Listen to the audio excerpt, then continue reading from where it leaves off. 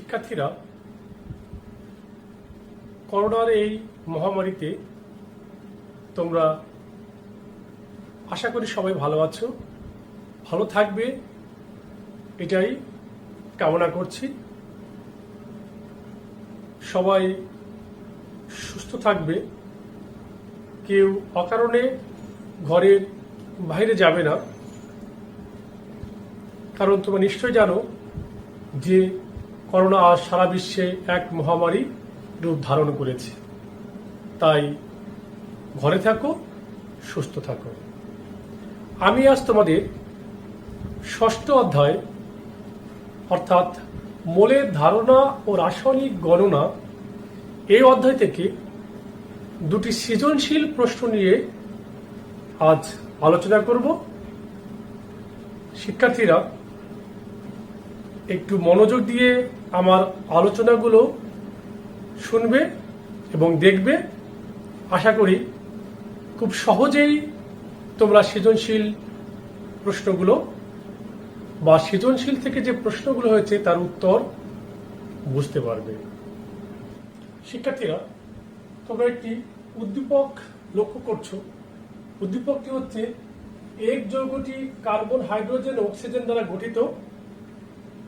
যৌগটিতে carbon সমান সমান 40%, hydrogen সমান সমান 6.67% ও অক্সিজেন সমান সমান 53.33% বিদ্যমান এবং এক যৌগের আণবিক ভর দেওয়া আছে 60। এবার এখান থেকে চারটি প্রশ্ন দেওয়া আছে। আমি পর্যায়ক্রমে এই চারটি প্রশ্ন নিয়ে আলোচনা করছি। আশা করি তোমরা বুঝতে পারবে।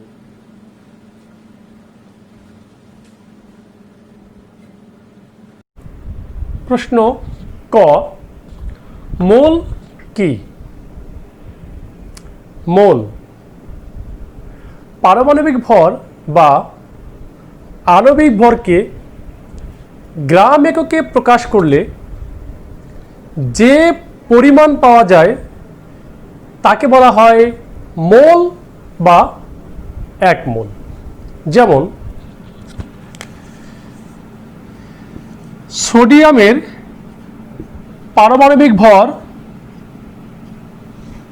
23। এখন এই পারমাণবিক ভরকে যদি আমি গ্রাম এককে প্রকাশ করি সেক্ষেত্রে এখন আমি লিখতে পারি 23 গ্রাম সোডিয়াম পরমাণু সমান সমান 1 মোল সোডিয়াম পরমাণু।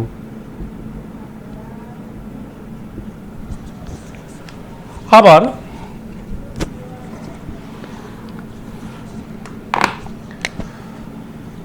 সোডিয়াম হাইড্রোক্সাইডের আণবিক ভর হচ্ছে 40। এখন এই আণবিক ভরকে যদি আমি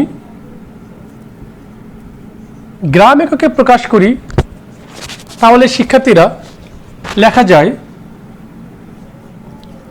40 গ্রাম সোডিয়াম হাইড্রোক্সাইড অণু সমান সমান 1 মোল সোডিয়াম হাইড্রোক্সাইড অণু। আশা করি এই আলোচনা থেকে মোলের ধারণা স্পষ্টভাবে বুঝতে পেরেছ। প্রশ্ন খ, সেমিমোলার দ্রবণ একটি প্রমাণ দ্রবণ ব্যাখ্যা করো। আমি প্রশ্নটি নিয়ে এখন আলোচনা করছি। শিক্ষার্থীরা, প্রথমে একটু বলে রাখি যে প্রমাণ দ্রবণ কি। প্রমাণ দ্রবণ হচ্ছে যে দ্রবণের ঘনমাত্রা নির্দিষ্ট বা জানা। তাহলে আমি পুরো বিষয়টি নিয়ে একটু আলোচনা করছি এবং আগেই জেনে রাখবো যে সেমিমোলার দ্রবণ কাকে বলে। স্থির তাপমাত্রায় 1 লিটার দ্রবণে যদি 0.5 মোল দ্রব্য দ্রবীভূত থাকে তাহলে সেই দ্রবণকে বলা হয় সেমিমোলার দ্রবণ। যেমন স্থির তাপমাত্রায় যদি 1 লিটার সোডিয়াম কার্বনেটের দ্রবণে 0.5 মোল বা 53 গ্রাম সোডিয়াম কার্বনেট দ্রবীভূত থাকে তবে উক্ত সোডিয়াম কার্বনেটের দ্রবণটি হবে সেমিমোলার দ্রবণ, যার ঘনমাত্রা হবে 0.5 মোলার, যা নির্দিষ্টভাবে জানা। সুতরাং এটা থেকে আমরা বলতে পারি যে সেমিমোলার দ্রবণ একটি প্রমাণ দ্রবণ। প্রশ্ন গ, উদ্দীপকের এক যৌগের আণবিক সংকেত নির্ণয় করো। আমি এক যৌগের আণবিক সংকেত নির্ণয় করছি।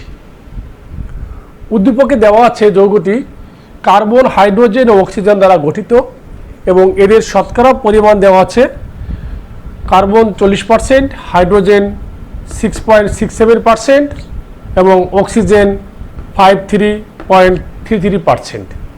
এখন কার্বন, হাইড্রোজেন ও অক্সিজেনকে অর্থাৎ এদের শতকরা পরিমাণকে এদের নিজ নিজ পারমাণবিক ভর দ্বারা ভাগ করব।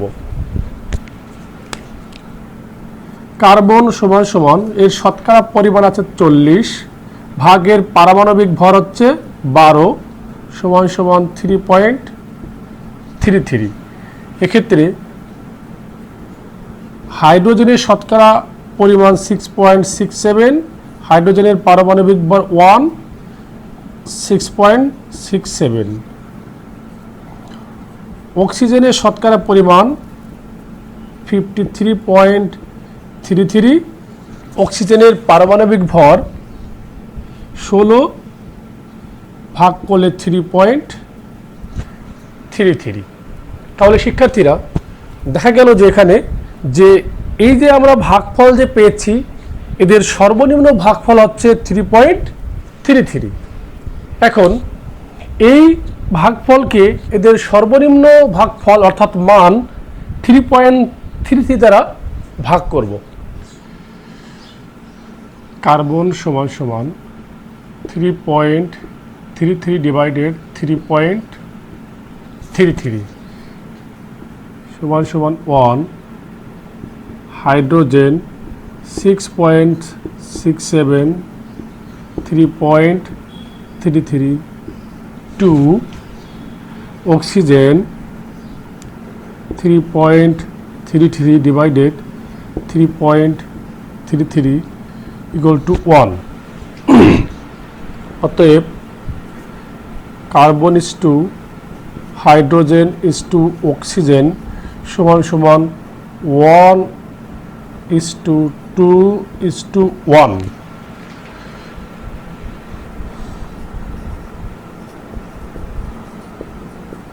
সুতরাং এক যৌগের স্থূল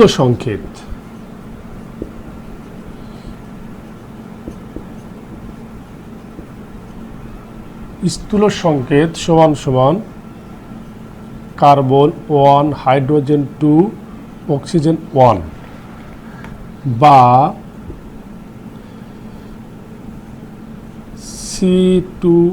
CH2O। এখানে স্থূল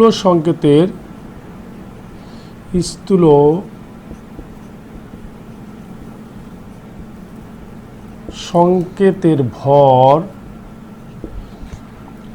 সমান সমান 12 যোগ 1:2 ইন্টু 16 সমান সমান 30। শিক্ষার্থীরা যদি তোমাদের কখনো স্থূল সংকেত নির্ণয় করতে বলে অর্থাৎ শতকরা সংহতি থেকে স্থূল সংকেত নির্ণয় করতে বলে সেক্ষেত্রে এ পর্যন্ত নির্ণয় করলেই হবে। এবার স্থূল সংকেত ব্যবহার করে আমরা আণবিক সংকেত নির্ণয় করব।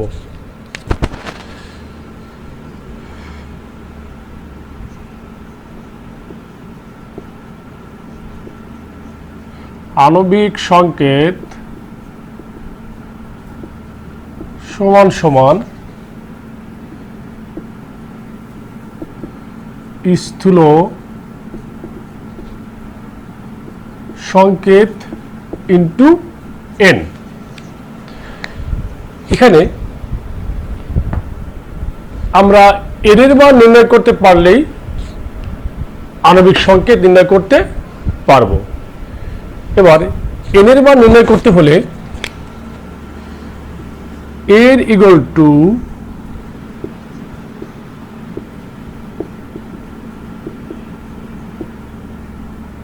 আণবিক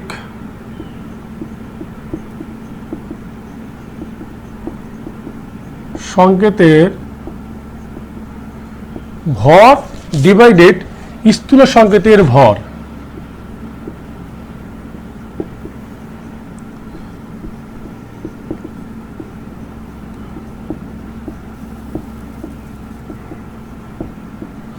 স্থূল সংকেতের ভর, আমরা আণবিক সংকেতের ভর প্রশ্নে দেওয়া আছে যে আণবিক সংকেতের ভর 60, তাহলে আণবিক সংকেতের ভরটা আমরা বসিয়ে পাই 60, আর স্থূল সংকেতের ভর আমরা ইতিপূর্বে নির্ণয় করেছি 30 সমান সমান 2। অতএব n ইকুয়াল টু 2। এখন এই n এর মানটি যদি আমরা এখানে বসাতে পারি তাহলে আমরা আণবিক সংকেত নির্ণয় করতে পারবো, কারণ ইতিপূর্বেই আমরা স্থূল সংকেত নির্ণয় করেছি। অতএব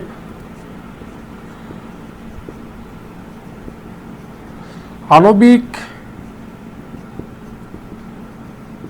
সংকেত সমান সমান, আমরা স্থূল সংকেত পেয়েছিলাম CH2O ইন্টু N। এখানে N এর মানটি আমি বসিয়ে দিচ্ছি, N এর মান পেয়েছি 2। অতএব আমরা গুণ করলে C2H4O2। এটা হচ্ছে আমাদের আণবিক সংকেতের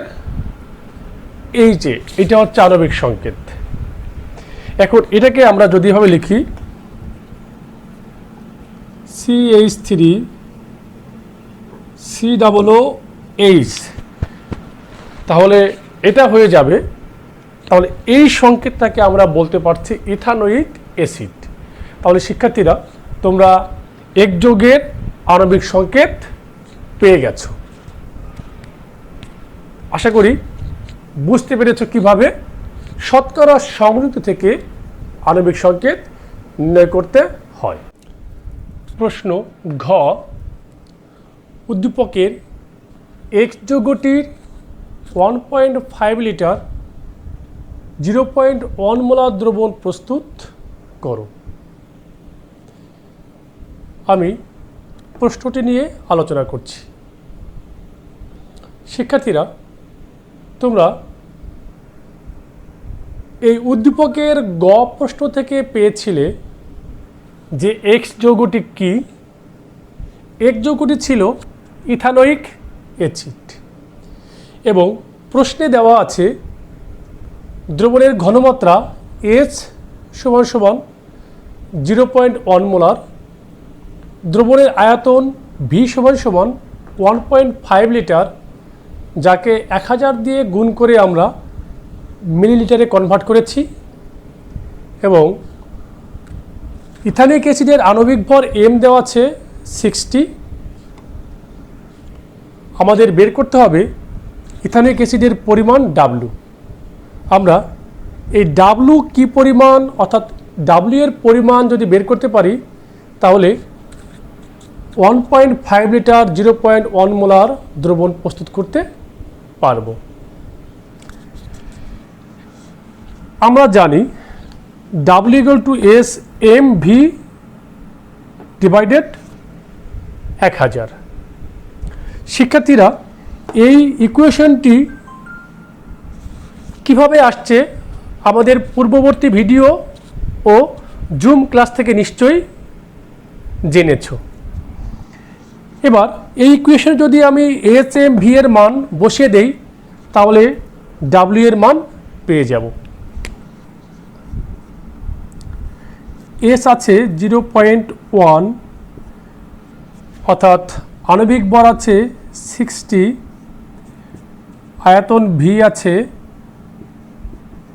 1500 ডিভাইডেড 1000। একে যদি আমরা ক্যালকুলেশন করি তাহলে পেয়ে যাব 9 গ্রাম।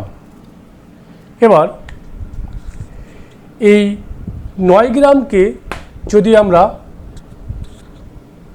1.5 লিটার দ্রাবকে দ্রবীভূত করি তাহলে 0.1 মোলার দ্রবণ প্রস্তুত হয়ে যাবে।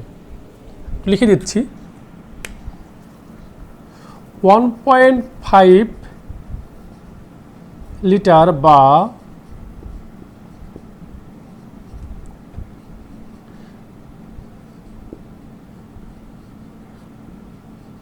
দ্রাবকে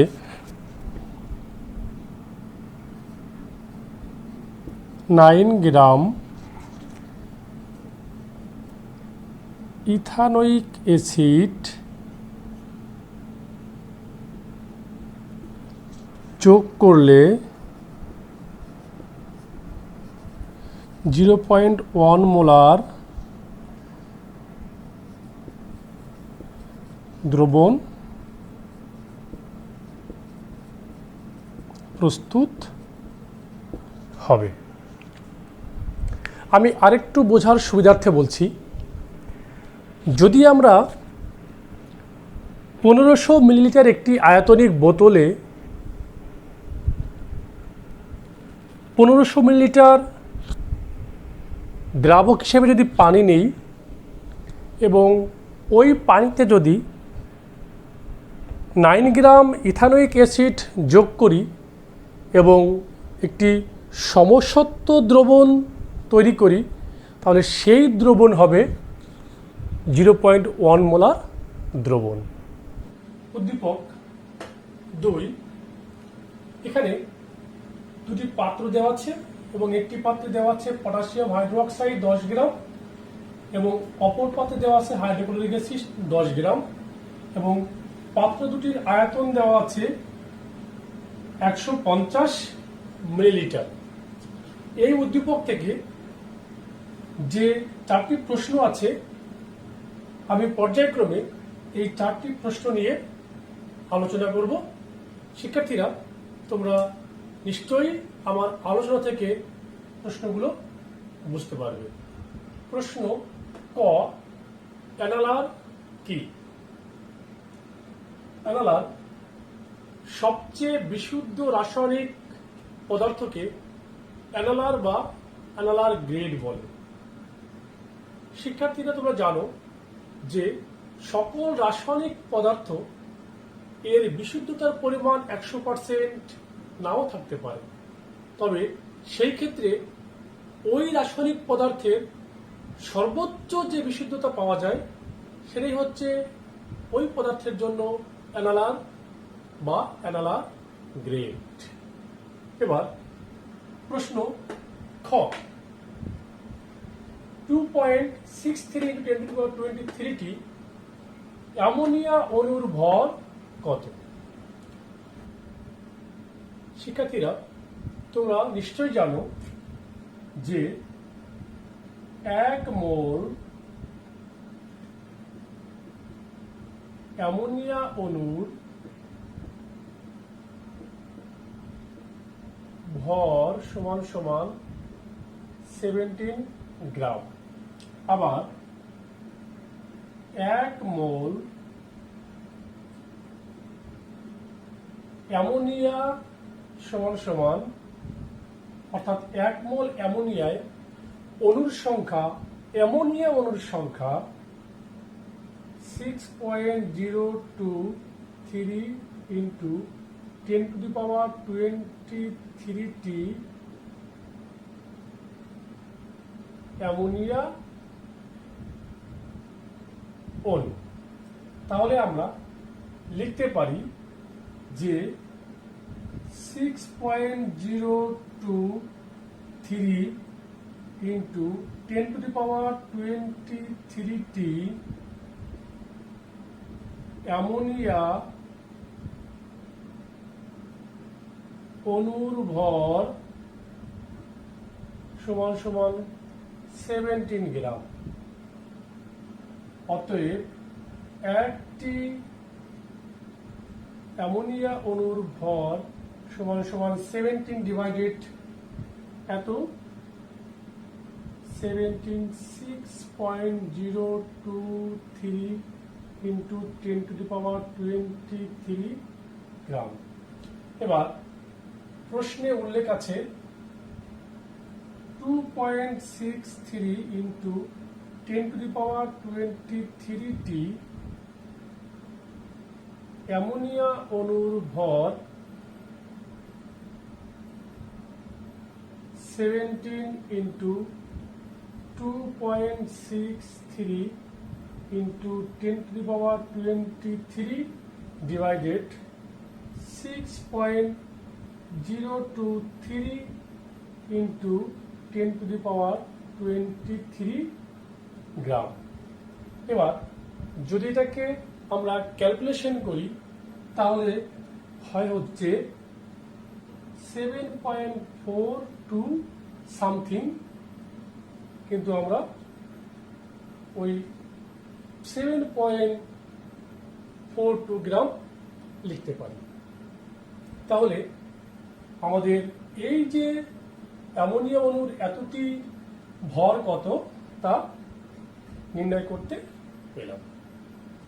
প্রশ্ন গ, উদ্দীপকের 1 নং পাত্রে দ্রবণের ঘনমাত্রা নির্ণয় করো। অর্থাৎ 1 নং পাত্রে যে পটাশিয়াম হাইড্রোক্সাইড আছে সেই পটাশিয়াম হাইড্রোক্সাইড দ্রবণের ঘনমাত্রা কত সেটা আমাদের নির্ণয় করতে বলা হয়েছে। তাহলে আমরা 1 নং পাত্রের ক্ষেত্রে লিখতে পারি, দেওয়া আছে দ্রবণের আয়তন V ইকুয়াল টু 150 মিলিলিটার এবং দ্রবণে দ্রব্যের পরিমাণ W দেওয়া আছে 10 গ্রাম এবং যেহেতু দ্রব্যটি ছিল পটাশিয়াম হাইড্রোক্সাইড তাই পটাশিয়াম হাইড্রোক্সাইডের আণবিক ভর M ইকুয়াল টু কত আছে 56। তাহলে নির্ণয় করতে হবে দ্রবণের ঘনমাত্রা H ইকুয়াল টু হট বা কত। তাহলে আমরা জানি যে W equal to SM V divided 1000। তোমরা এই সমীকরণটি সম্পর্কে অর্থাৎ সমীকরণটি কিভাবে এসেছে তা আমাদের পূর্ববর্তী ভিডিওগুলো থেকে নিশ্চয়ই জেনেছ। তাহলে আমরা এবার লিখতে পারি যে S equal to W into 1000 divided MV। এবার যদি এই ইকুয়েশনগুলোতে আমরা WMV এর মান বসিয়ে দেই তাহলে সহজেই ঘনমাত্রা S পেয়ে যাব। সমান সমান W দেওয়া আছে 10 ইন্টু 1000 অর্থাৎ আণবিক ভর M দেওয়া আছে 56, ভলিউম V অর্থাৎ আয়তন দেওয়া আছে 150 মিলিলিটার। এবার এটাকে যদি আমরা ক্যালকুলেশন করি তাহলে পেয়ে যাব 1.19 এবং ঘনমাত্রাকে কিন্তু মোলারিটি প্রকাশ করা হয় তাই আমরা সংক্ষেপে M দ্বারা প্রকাশ করতে পারছি। তাহলে দ্রবণের পটাশিয়াম হাইড্রোক্সাইডের ঘনমাত্রা অর্থাৎ দ্রবণের ঘনমাত্রা কত 1.19 আমরা পেয়ে গেলাম। প্রশ্ন ঘ, উদ্দীপকে 1 ও 2 নং পাত্রের দ্রবণ একত্রে মিশ্রিত করলে বা যোগ করলে কোনটি লিমিটিং বিক্রিয়ক হবে অর্থাৎ কোনটি শেষ হয়ে যাবে তা গাণিতিকভাবে বিশ্লেষণ করো। অর্থাৎ এই প্রশ্নটি দ্বারা বুঝিয়েছে যে উদ্দীপকের যে বিক্রিয়ক দুটি নেওয়া হয়েছে এই দুটি বিক্রিয়ক যদি বিক্রিয়া করে তাহলে কোনটি আগে শেষ হয়ে যাবে, অর্থাৎ কোনটি লিমিটিং বিক্রিয়ক। তাহলে শিক্ষার্থীরা, আমাদের আগে জানতে হবে লিমিটিং বিক্রিয়ক কি।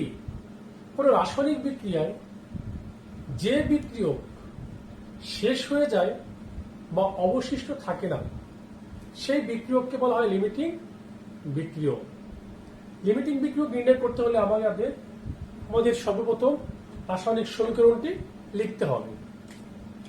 তাহলে বিক্রিয়া করেছিল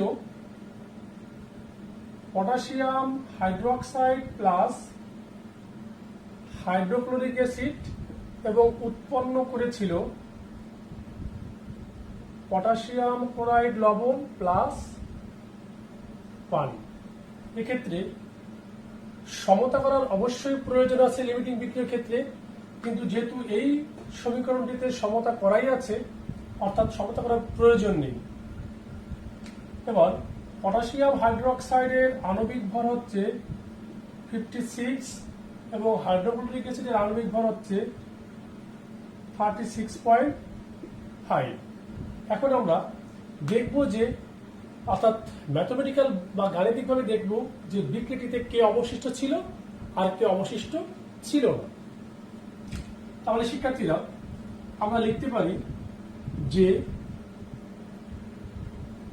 56 গ্রাম পটাশিয়াম হাইড্রোক্সাইড এর সাথে হাইড্রোক্লোরিক অ্যাসিড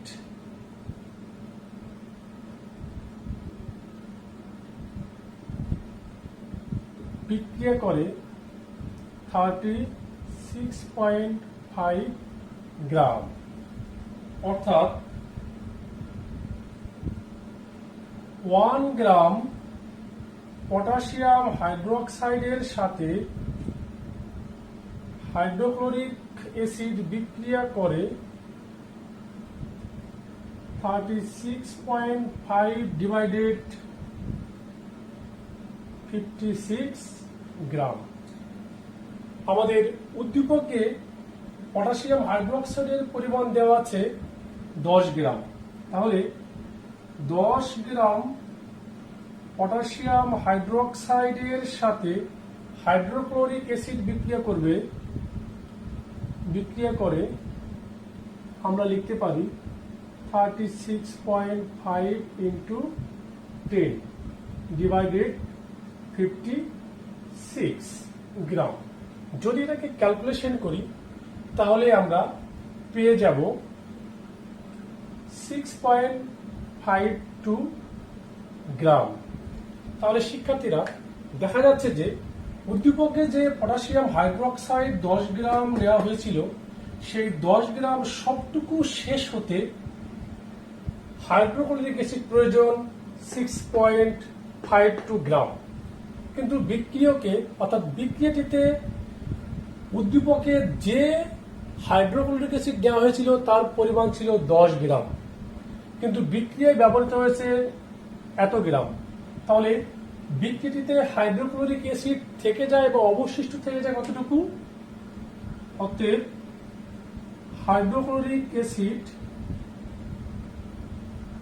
অবশিষ্ট থাকে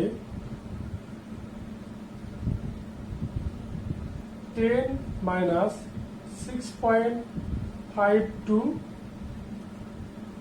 গ্রাম, বা আমরা লিখতে পারি 3.48 গ্রাম। তাহলে হাইড্রোক্লোরিক অ্যাসিড অবশিষ্ট থেকে যাচ্ছে এত গ্রাম।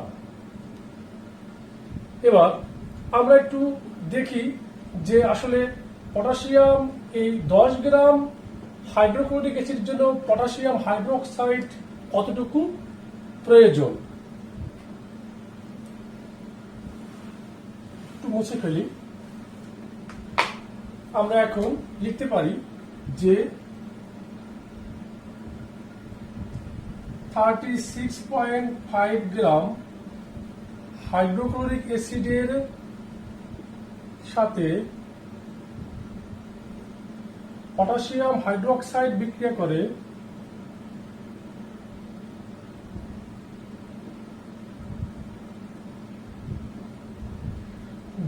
করে 56 গ্রাম।